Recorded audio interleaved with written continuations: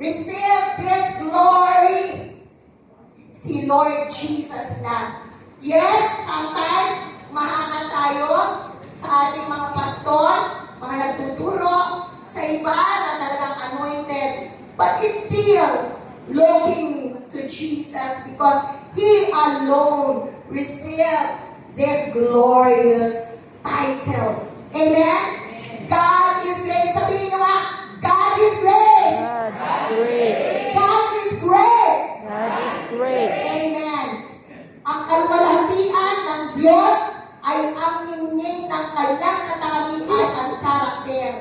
Ang kalwalhatian ng Diyos ay dakila.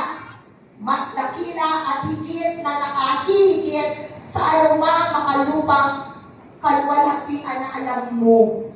Kaya always looking to Jesus.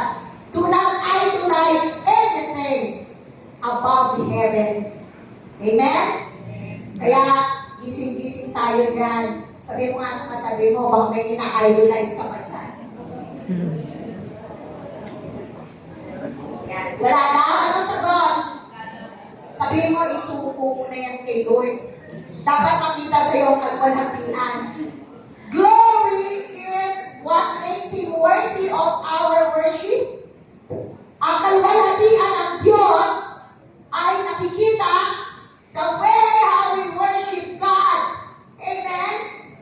Kanina po may nakita ako nag-worship ganito lang.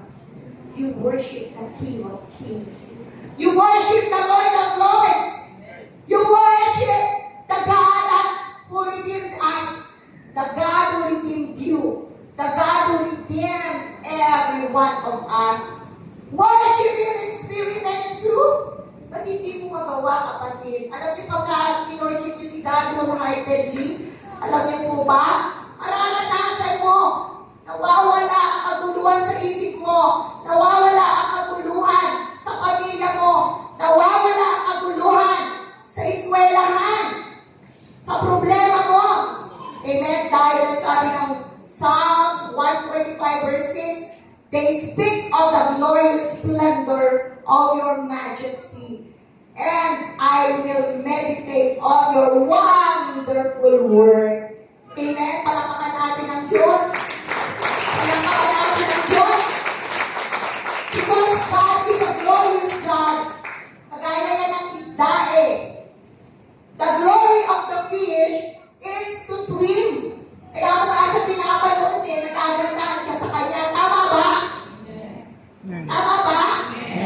The glory of the bird is to fly. What about you, kapatid? What is your glory before the sight of God? Kumusta? Worship. Taas ka ang kamay. Worship. Worship. Worship. Worship. Tatay natin.